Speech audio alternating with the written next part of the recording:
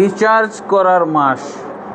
আমরা যেমন একটা মোবাইল রিচার্জ করি, 100% হয়ে গেলে অনেকক্ষণ আমরা এই মোবাইল দিয়ে কাজ করতে পারি, ঠিক রমজান হলো মুমিনদের ঈমান রিচার্জের মাস। এই মাসটাতে আল্লাহ তাবারক ওয়া তাআলা ঈমান রিচার্জ করার অনেক ব্যবস্থা রেখে দিয়েছেন। আল্লাহ তাবারক ওয়া তাআলা আমাদেরকে সব ব্যবস্থা গ্রহণ করার তৌফিক দান করুন, আল্লাহুম্মা আমিন। তা আমরা কোরআন এবং হাদিস যদি চষি, আমরা যদি কোরআন এবং হাদিস ঘাটাঘাটি করি, তাহলে দেখা যাবে যে রমজানের ফজিলত আছে এবং রমজানের যে বিশেষ ইবাদত সিয়ামের ফজিলত এবং গুরুত্ব আলাদাভাবে বর্ণনা করা হয়েছে। এবং রমজানের সিয়াম ছাড়াও বিভিন্ন রকমের আমল ইবাদতের বর্ণনা রয়েছে এবং বেশ কিছু মাসলা মাসাইল এই রমজান মাসে জানার রয়েছে। তো যেহেতু আমাদের ইফতারের পূর্ব মুহূর্তে যে সময় বাকি আছে, আসরের পর আমরা যে সময়টা পেয়েছি, খুবই সংক্ষিপ্ত সময়, এর মধ্যে যতটুকু আল্লাহ আমাদেরকে জানার সুযোগ দেন, তৌফিক দেন, তার মধ্যেই আমরা ইনশাআল্লাহ জানার চেষ্টা করব। আল্লাহ তাবারক ওয়া তাআলা তৌফিক দান করুন। আল্লাহ রাসূল সাল্লাল্লাহু আলাইহি ওয়াসাল্লাম বলছেন, ইযা দাখালা রমাদান ফুতিহাত আবওয়াবুল জান্নাহ ওয়া গুল্লিকাত আবওয়াবুন নিরান ওয়া সুফিদাতুশ শায়াতিন। যখন রমজান মাস আসে, রমজান মাস প্রবেশ করার সময় আল্লাহ তাবারক ওয়া তাআলা জান্নাতের সব দরজাগুলো খুলে দেন এবং জাহান্নামের দরজাগুলো বন্ধ করে দেন এবং শয়তানদেরকে শিকলাবদ্ধ করা হয়, বন্দী করা হয়। আর এগুলো সব মুমিন ব্যক্তির এই রমজান মাসের আমল ইবাদতগুলোকে সহজ করার জন্য। এরপর রমজান মাসে আল্লাহ তাবারক ওয়া তাআলা আমাদের জন্য যে ইসলামের যে গাইড গ্রন্থ, ইসলামের যে ঠিকানা, এইটা আল্লাহ আমাদেরকে দান করেছেন। সেটা কি? কোরআন মাজিদ। এই রমজান মাসের এটা ফজিলত। শাহরু রমাদান আল্লাযী উনজিলা ফীহিল কোরআন। রমজান এমন একটি মাস যেই মাসে কোরআন নাজিল করা হয়েছে। আর এই কোরআন হলো বাইয়িনাতুম মিনাল হুদা ওয়াল ফুরকান, হেদায়েতের সুস্পষ্ট নিদর্শনের মধ্যে রয়েছে পথ নির্দেশিকা রয়েছে। ওয়াল ফুরকান এবং ফুরকান, এই কোরআন হলো ফুরকান, মানে হক বাতিলের মধ্যে পার্থক্য করার যন্ত্র, হাতিয়ার হলো কোরআন। হক বাতিল, কল্যাণ অকল্যাণ আমরা নির্ণয় করতে পারবো এই কোরআনের মাধ্যমে। ভালো মন্দ নির্ণয় করব আমরা এই কোরআনের মাধ্যমে। সেই কোরআন আল্লাহ এই রমজান মাসে নাজিল করেছেন। আর রমজান মাসের নির্দিষ্ট একটা রাত্রিতে নাজিল করেছেন। এই মর্মে আবার আল্লাহ সূরা কদর নাজিল করেছেন, ইন্না আনজালনাহু ফি লাইলাতুল কদর। নিশ্চয়ই এই কোরআনকে আমি নাজিল করেছি লাইলাতুল কদরে। ওমা আদরাকা মা লাইলাতুল কদর। হে রাসূল, আপনাকে কে জানাবে লাইলাতুল কদর কি জিনিস? তখন আল্লাহ নিজেই বলছেন, লাইলাতুল কদর খায়রুম মিন আলফি শাহর। লাইলাতুল কদর হচ্ছে 1000 মাসের অপেক্ষা উত্তম একটা রাত। উত্তম রাত কোন দিক থেকে? আপনি 1000 মাসে যে ইবাদত বন্দেগী, যে সওয়াব আপনি কামাই করতে পারবেন, সেই ইবাদত বন্দেগী আপনি একটা রাতেই করে ফেলতে পারবেন।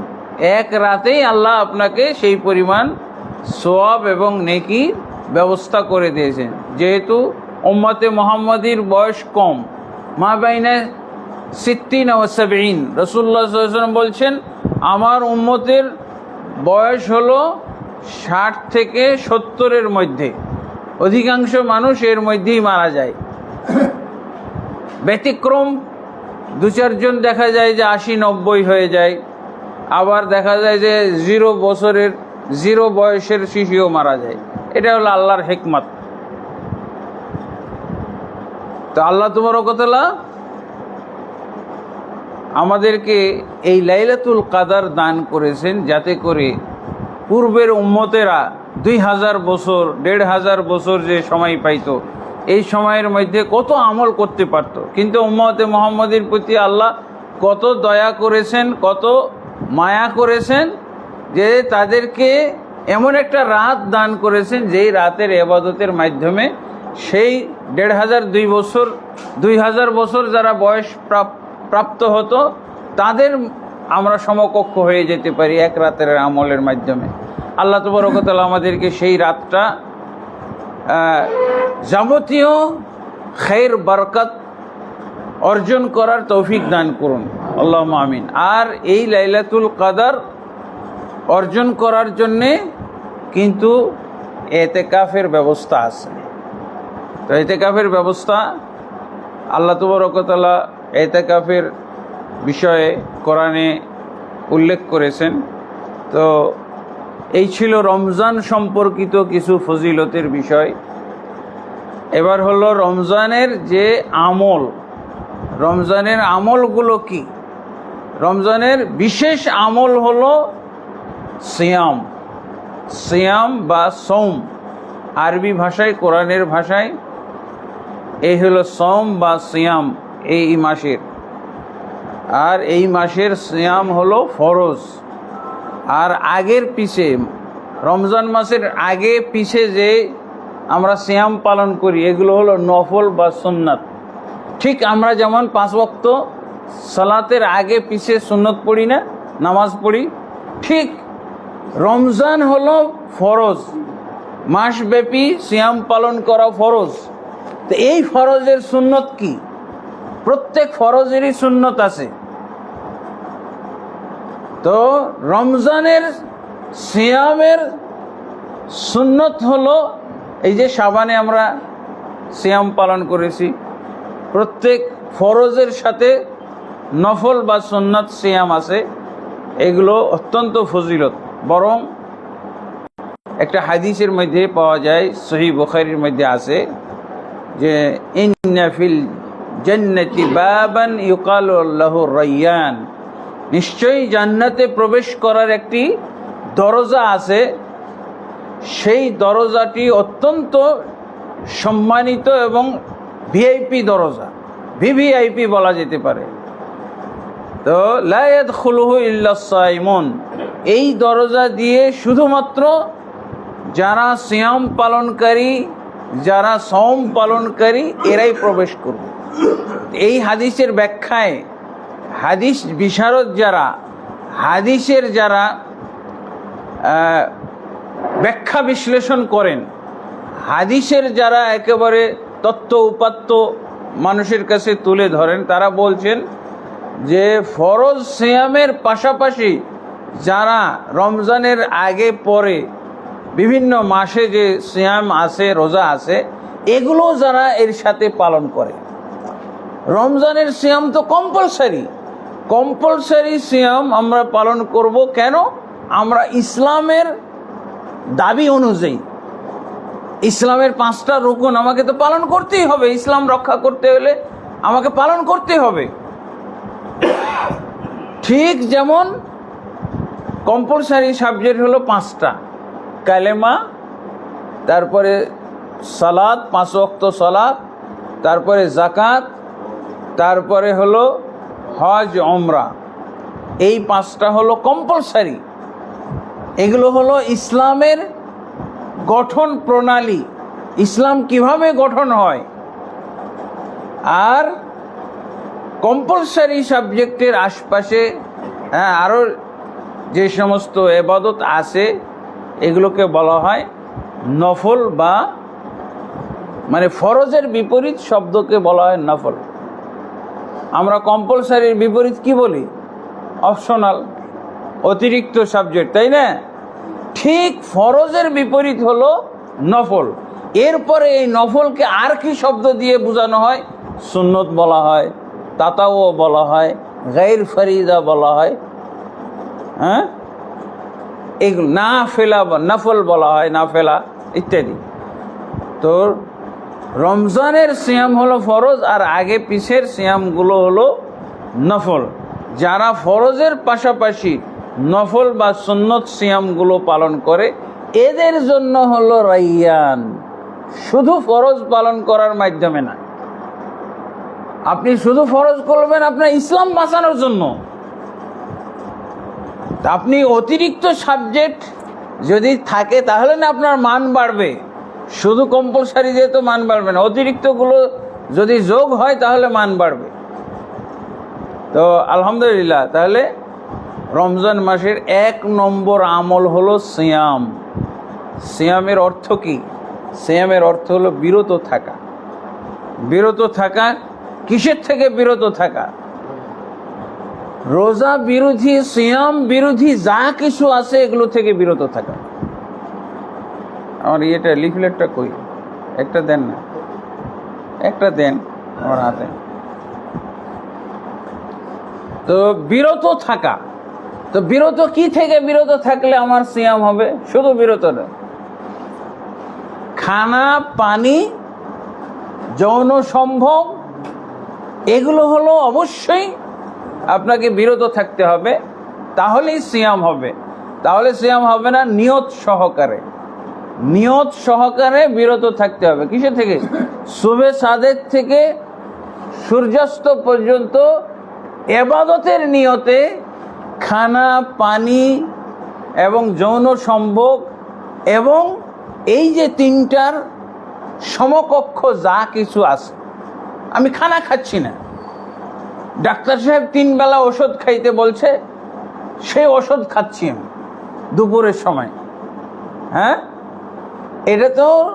এটাও হলো সিয়াম বিরোধী, এটা থেকেও বিরত থাকতে হবে। হ্যাঁ, জুস খাচ্ছেন, যত রকমের খানা আছে, খুব দুর্বল মনে হচ্ছে তো একটা আপনি শিরাতে স্যালাইন লাগাই নিলেন যাতে শক্তি পাওয়া যায়। এটা খাদ্যের মতোই সিয়াম বিরোধী, শক্তি পাচ্ছেন না। এই জন্য যদি কিছু শরীরের মধ্যে ঢুকান তাহলে অবশ্যই তার মাধ্যমে সিয়াম নষ্ট হবে। তবে বের করার ক্ষেত্রে মতভেদ আছে, রক্ত বের হয়ে গেছে, তাহলে কেউ বলছে সিয়াম ভঙ্গ হবে, কেউ বলছে সিয়াম ভঙ্গ হবে না। তবে সহিহ বুখারীর হাদিস অনুযায়ী যেই হাদিসে বলা হচ্ছে যে সিয়াম ভঙ্গ হয়ে যাবে, সেটা হলো জয়ীফ হাদিস। 2 রকম হাদিস থাকলে আপনার এই ফয়সালায় যেতে হবে যে হাদিসটার অবস্থা এবার যাচাই করতে হবে। হাদিসে দেখা যাচ্ছে যে এটা হলো দুর্বল, কারণ যারা বর্ণনা করেছেন তারা সেই যোগ্যতা সম্পন্ন না, সেই আখলাক চরিত্র, সেই ক্যারেক্টারের না। আর সহিহ বুখারীতে যেটা আছে সেটা কি? ইহতাজামা রাসূলুল্লাহ সাল্লাল্লাহু আলাইহি ওয়াসাল্লাম ওয়া হুয়া সাইমুন। আল্লাহ রাসূল সাল্লাল্লাহু আলাইহি ওয়াসাল্লাম সিঙ্গা লাগাইলেন সিয়ামরত অবস্থায়। আর একটা হলো হাদিস হলো সুনান নাসাই, আফতারাল হাজিম ওয়াল মাহজুম। যে ব্যক্তি সিঙ্গা লাগায় আর যাকে সিঙ্গা লাগানো হলো, 2 জনেরই রোজা ভঙ্গ। 2 রকম হাদিস হয়ে গেল না? তাহলে নাসাই, আবু দাউদের মধ্যে হাদিসটা পাওয়া গেল, কিন্তু এই হাদিসের মধ্যে রাবিগুলো দেখা যাচ্ছে যে A- গ্রেড আর কি। আর সহিহ বুখারীটা পাওয়া যাচ্ছে সব হলো A+। তাহলে কি বোঝা গেল? যে আমার রক্ত যদি বেরো হয়ে যায় তাহলে সিয়াম ভঙ্গ হবে না। হ্যাঁ, কোথাও আঘাত পেয়ে রক্ত বেড়ে গেছে, এমনকি রক্ত যদি রক্ত দানও করে এই হাদিস অনুযায়ী, তাহলে সিয়াম ভঙ্গ হবে না সহিহ হাদিস অনুযায়ী। আমি তো ওটাও বললাম, আপনি কোনটা মানবেন মানেন। সমাজে কিন্তু আমাদের দেশের অনেকেই ফতোয়া দেয় যে রক্ত বের হলে সিয়াম ভঙ্গ হবে। বমিতেও সিয়াম ভঙ্গ হয়ে যায়। তো বমি তো আর কি বের হওয়ার জিনিস।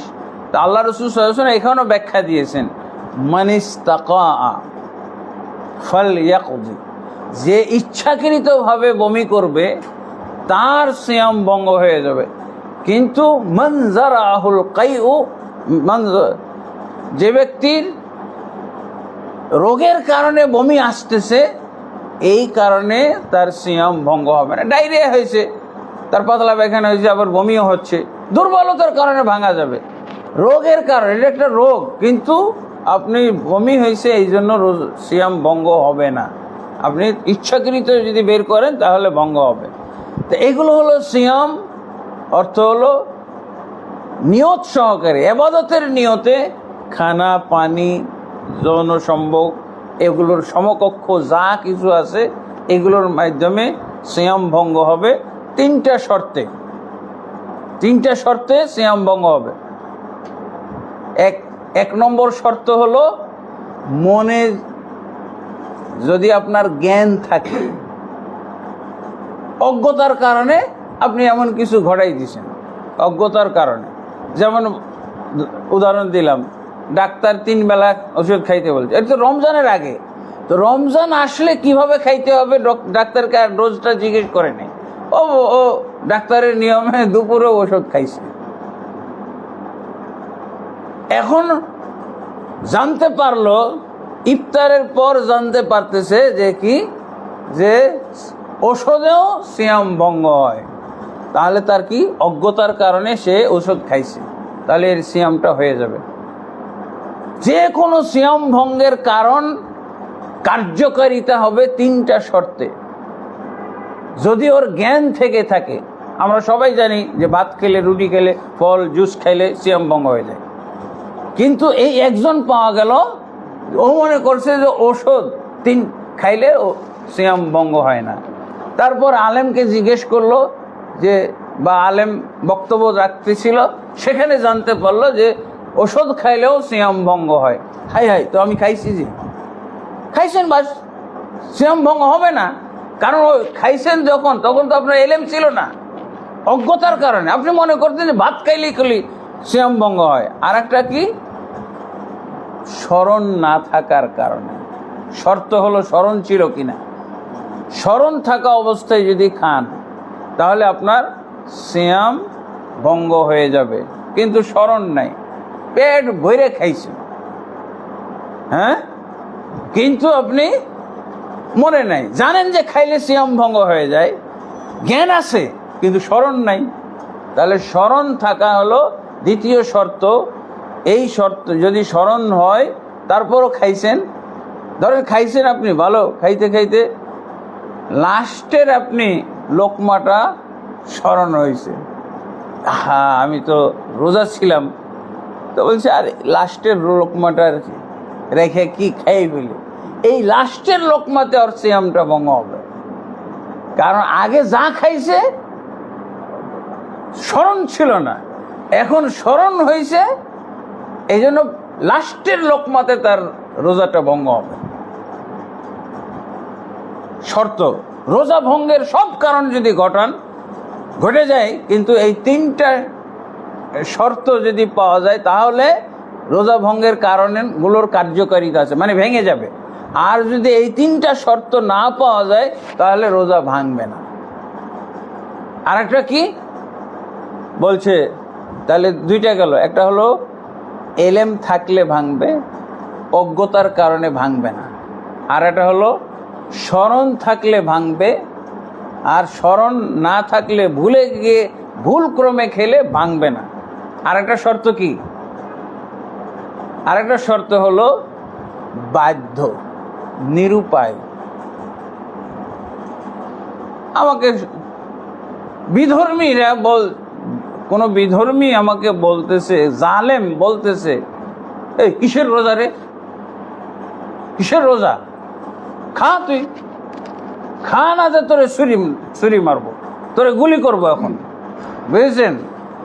তখন তাহলে কি, এখন যদি খেয়ে ফেলেও তাহলে তার স্মরণও আছে, এলেম আছে, স্মরণও আছে, কিন্তু এলেম আর স্মরণ কাজে লাগতেছে না, তাকে গুলি করবে যদি না খায়।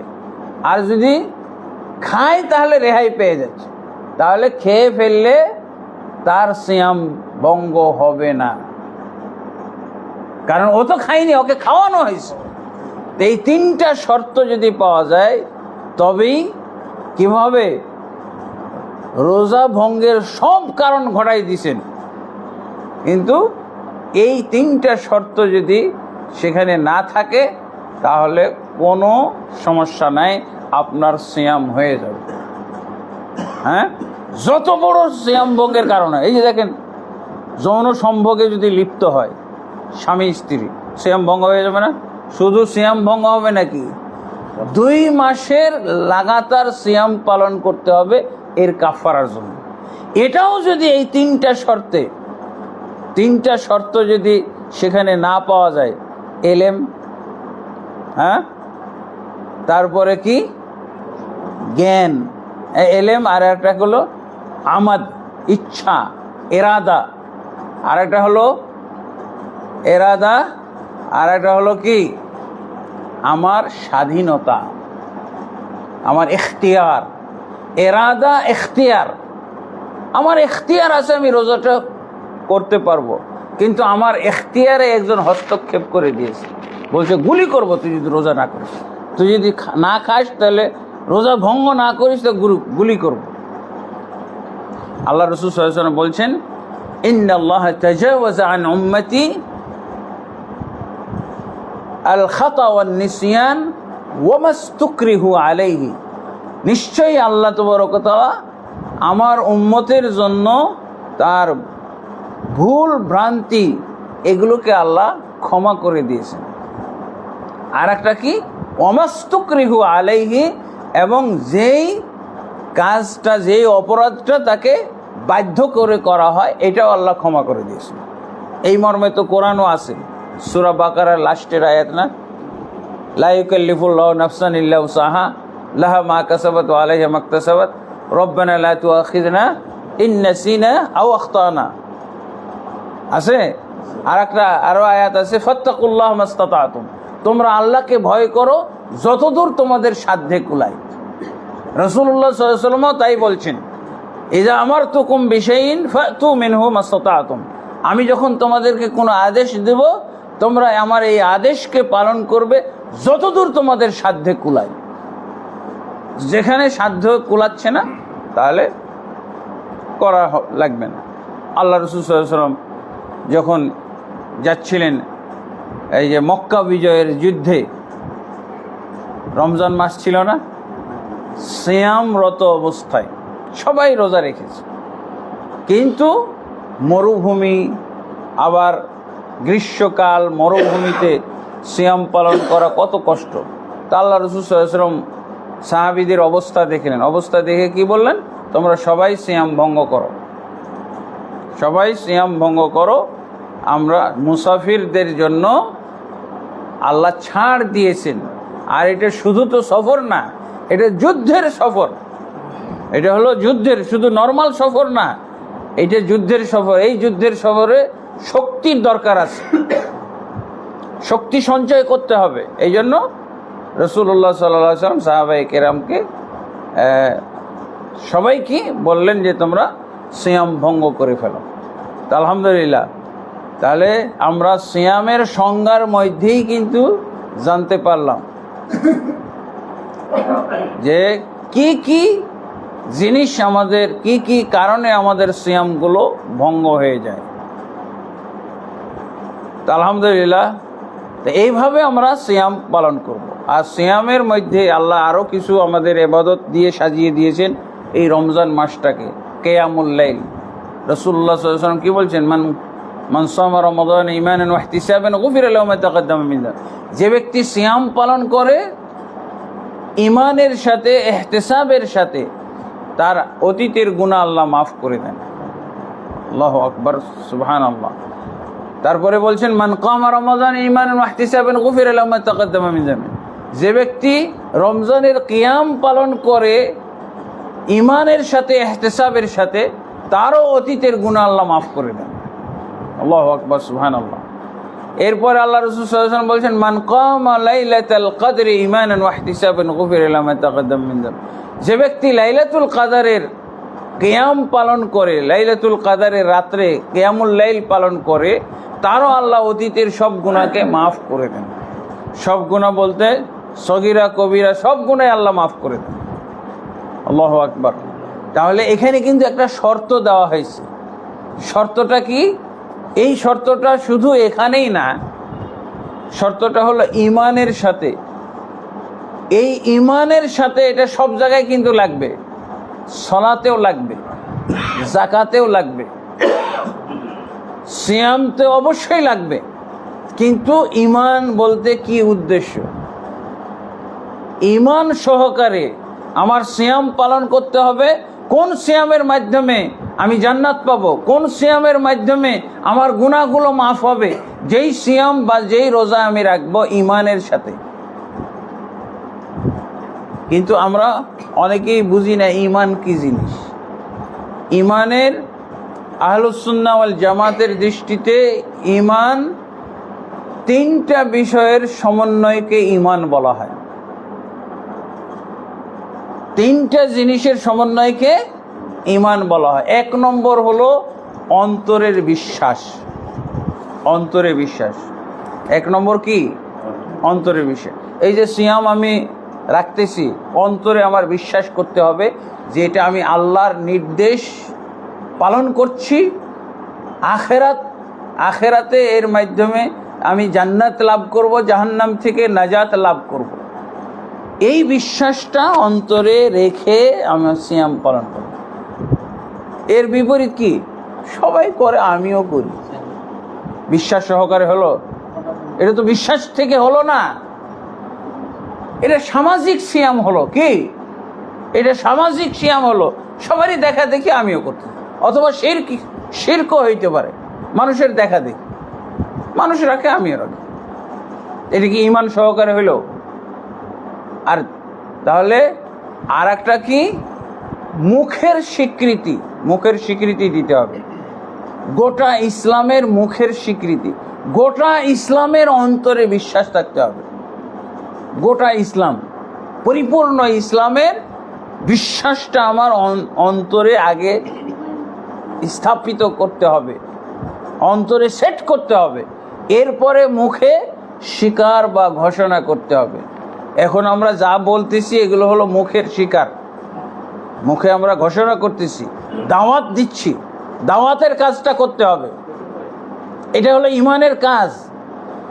ঈমানদার হইতে হলে আপনাকে মুখ দিয়ে আপনি ঈমান আনবেন। কি করে? মুখ দিয়ে দাওয়াত দেওয়ায়, ইসলাম এবং ঈমানের দাওয়াত দেওয়া। আরেকটা হলো অঙ্গ প্রত্যঙ্গ দিয়ে বাস্তবায়ন করা। আপনি যা বিশ্বাস করেন, যা মুখে স্বীকার করেন, এগুলো অন্তর দিয়ে বিশ্বাসও না, অঙ্গ প্রত্যঙ্গ দিয়ে পালনও করতে হবে। ইবলিস শয়তান আল্লাহকে কিন্তু বিশ্বাস করে। আপনারা জানেন, কোরআন যারা পড়েন তারা তো জানেন, ইবলিস শয়তান কিন্তু আল্লাহকে বিশ্বাস করে। কি বিভিন্ন জায়গায় পাওয়া যাবে যে আল্লাহ তুমি আমার সৃষ্টিকর্তা। ইবলিস স্বীকার করেছে না? নাস্তিকরা স্বীকার করে না, ইবলিসও কিন্তু স্বীকার করে যে আল্লাহ সৃষ্টিকর্তা। খালাকতানি মিন নারিন ওয়া খালাকতাহু মিন তিন। হে আল্লাহ, তুমি আমাকে সৃষ্টি করেছো আগুন থেকে, আর আদমকে সৃষ্টি করেছো মাটি থেকে। তা আল্লাহকে সৃষ্টিকর্তা মেনে নেওয়া এটা ঈমান না? কিন্তু এতটুকু যদি আমার মুসলমানেরও পুঁজি এতটুকুই হয় যে আমি আল্লাহকে সৃষ্টিকর্তা মানি, তাহলে বোঝা গেল যে এটা ইবলিস মার্কায় ঈমানদার। ইবলিসের যেমন ঈমান ছিল, অনেকেই জানতে হবে আমাদেরকে। ইবলিস কিন্তু অন্তরে বিশ্বাস করেছে আর মুখে স্বীকারও করেছে। মুখের স্বীকারোক্তি না, খালাকতানি মিন নারিন ওয়া খালাকতাহু মিন তিন। আবার আল্লাহর কাছে দোয়াও করেছে, রব্বি আনজিরনি ইলা ইয়াউমি ইউবআসুন। হে আল্লাহ, আদমের কারণে আপনি আমাকে রহমত থেকে বিতাড়িত করলেন। আমার দোয়া, আমি আপনার কাছে দোয়া করতেছি কিয়ামত কাল পর্যন্ত আমাকে তার সাথে থাকার, আদম সন্তানের সাথে থাকার আপনি প্রার্থনা মঞ্জুর করুন। আল্লাহ করছে, ঠিক আছে, তোর প্রার্থনা মঞ্জুর করলাম। নাস্তিকরা কি আল্লাহর কাছে, আল্লাহকেই তো বিশ্বাস করে না। তাহলে ইবলিস যদিও, শয়তান যদিও নাস্তিক জন্ম দিয়েছে, কিন্তু সন্তান তো বাবার চাই তো খারাপ হয়ে যায় না? হ্যাঁ, এই নাস্তিকদেরকেও জন্ম দিয়েছে ইবলিস, কিন্তু ইবলিসের কিছু ঈমান আছে, কিন্তু নাস্তিকের মোটেও নাই। এরা ইবলিসের চাই তো খারাপ। তাহলে আর একটা বিষয় হলো যে আমি অন্তরে বিশ্বাস নাই কিন্তু আমল সবই করতেছি। যেমন সেকুলার ধর্মের লোকেরা, ধর্মনিরপেক্ষ যারা গণতন্ত্রে বিশ্বাসী, এরা কি এদের অন্তরে নাই, এরা কিন্তু নামাজও পড়তেছে, অন্তরে থাকলে তো অবশ্যই সমাজে পাওয়া যাইত, কিন্তু ও শুধু বাহ্যিকভাবে কিছু আপনার ইসলামের কাজ করে দেবে, এবং এই লোকই কুফরি কাজও করে দিবে। যার অন্তরে বিশ্বাস আছে সে কখনো মারা গেলেও কুফরি কাজটা করবে না। বেলালের ইতিহাস আমরা জানি না, বেলালকে কত পিটানো হয়েছে, এই পিটানোতে ও 8-10 বার মারা যাইতে পারত, কিন্তু আল্লাহ তার মৃত্যু লেখে নাই। নির্যাতন করতেছে, অকথ্য নির্যাতন। আর বেলাল কি বলতেছিল? অন্তরে ঈমান ছিল দেখে নির্যাতনের মুখেও আহাদ আহাদ, যতই নির্যাতন। কিন্তু আমাদের এই যে মুনাফেক মুসলমান যারা, তাদেরকে আপনি সামান্য একটা ভোটের কারণে কুফরি কাজ করে, এই তোমাকে ভোট দেবো, তুমি আমাকে আমার মূর্তিতে সিজদা করে দাও, করে দেবে। অন্তরে ঈমান না থাকলে এটা হয়। এটা হলো মুনাফেক মার্কা ঈমানদার। তাহলে ঈমান থাকতে হবে। সিয়ামের জন্য শর্ত হলো ঈমান থাকতে হবে। ঈমানের অর্থ হলো অন্তরের বিশ্বাস, মুখের স্বীকার আর অঙ্গ প্রত্যঙ্গের মাধ্যমে বাস্তবায়ন করা। তিনটার সমন্বয় হইলে আপনি ঈমানদার হবেন। আর যদি একটা হয়, তাহলে যদি একটা হয় অন্তরে যে কোনো একটা ছাড়া পড়ে, অন্তরের বিশ্বাসটা আপনার নয়, আপনি মুনাফিক। সব কাজ করেন ইসলামের, কিন্তু আপনার অন্তরের বিশ্বাসটা নাই। সেকুলার যারা মুসলমান, এদের এই জায়গায় সমস্যা হয়ে গেছে। আমাদের বাংলাদেশে তো 90% সেকুলার মুসলমান, সব হলো মুনাফিক মার্কা, সব মুনাফিক মার্কা। অন্তরে ঈমান নাই, যার জন্য ও যাই ইচ্ছে তাই করতে পারে, আপনি যা করিয়ে নেবেন তাই করবে ও। কিন্তু যার অন্তরে ঈমান থাকবে, ওকে আপনি সব করাইতে পারবেন না। এই অঙ্গ প্রত্যঙ্গ দিয়ে আপনি কিছু করাইতে পারবেন। একটা হাদিস তো আপনারা জানেন, একটা মাছির কারণে জাহান্নামে গেছে, একটা মাছির কারণে জান্নাতে গেছে। কিভাবে? বলছে যে মূর্তির পাশ দিয়ে যাচ্ছে, আল্লাহ রাসূল সাল্লাল্লাহু আলাইহি ওয়াসাল্লাম হাদিস। তো ওই মূর্তির যারা খাদেম, হ্যাঁ, তারা বলতেছে দুইজনের পথ রোধ করেছে। বলছে আমাদের এই মূর্তির এখান দিয়ে যারা যাবে, পথিকদের নিয়ম হলো এই মূর্তিকে কিছু হাদিয়া দিয়ে যেতে হবে, কিছু তোহফা দিয়ে যেতে হবে, হ্যাঁ, কি বলে ওটাকে, কুরবানি দিতে হবে আর কি, উৎসর্গ করতে হবে, কিছু একটা উৎসর্গ করে যাও। তো প্রথম ব্যক্তি বলছে যে আমার কাছে এমন কিছুই নাই যে আমি উৎসর্গ করব। তো বলছে একটা মাছি দিয়ে হলো না, একটা মাছি দিয়ে হলো এখানে উৎসর্গ করতে হবে। তো বলছে যে না, আমি গায়রুল্লাহকে একটা মাছিও উৎসর্গ করব না। তখন তারা তাকে হত্যা করেছে। রাসূলুল্লাহ সাল্লাল্লাহু আলাইহি ওয়াসাল্লাম বলছেন ওকে হত্যা করার সাথে সাথে ও জান্নাত চলে গেছে। দ্বিতীয় জনকে ধরা হয়েছে, এই তুমি দাও। তো বলছে আমারও কাছে কিছু নাই। তবে ওর ব্যাপারে বলছে যে একটা মাছি ধরে হলেও তাকে এই আমাদের মূর্তিকে উৎসর্গ করো। পরে একটা মাছি ধরে দিয়ে দিয়েছে, ফাখাল্লু সাবিলা, তখন তারা তার রাস্তা ছেড়ে দিয়েছে। আল্লাহ রাসূল সাল্লাল্লাহু আলাইহি ওয়াসাল্লাম দাখালান নার। এই যে একটা মাছি উৎসর্গ করে, গায়রুল্লাহকে মাছি উৎসর্গ করে দিয়ে, ফুল তো দেয় নাই, ফুল দিছে, ফুল তো মূল্যবান জিনিস। মাছি, জিন্দা মাছি কি আমরা কিছু উপহার নিতে পারি? হ্যাঁ, মরা মাছি। তো এই জন্য অবশ্যই আমাদেরকে ঈমান সহকারে সিয়াম পালন করতে হবে। আর এই মাসের বিশেষ একটা আমল হলো উমরা পালন করা। উমরা পালন করলে কি হয়? হজ্জের সওয়াব পাওয়া যায়। কিন্তু কেউ যদি উমরা পালন করে হজ্জের বিকল্প পথ হিসেবে, তার উপরে হজ ফরজ, কিন্তু হজ না করে বলছে হজের টাকা বেশি, অতএব আমি শুধু উমরা করবো, উমরায় খরচ কম, 1.5 লাখ টাকা লাগে, হজে 6-7 লাখ টাকা লাগে, আমি হজ না করে উমরা পালন করব। তাহলে এই উমরা কিন্তু গুনার উমরা হবে। যারা হজ করেছেন অথবা যাদের উপরে হজ ফরজ নয়, তারা উমরা পালন করলে এটা নফল এটা সোয়াবের কাজ। কিন্তু যারা বলছে না আমি হজ করব না, হজের টাকা বেশি, হজের বিকল্প হিসেবে উমরা পালন করতে চায়, তাহলে এতে করে এই উমরাটা গুনাহ হবে। কারণ আপনি ফরজকে ধ্বংস করে দিচ্ছেন একটা নফলের মাধ্যমে ফরজ ধ্বংস করে ফেলা এটা। হ্যাঁ, তাহলে আমি যেই বক্তব্যগুলো দিতে চাচ্ছিলাম, আমার এই যে লেখা লিফলেটটা এর মধ্যে আছে, আরও কিছু বিষয় আছে। হ্যাঁ, আলহামদুলিল্লাহ। আপনারা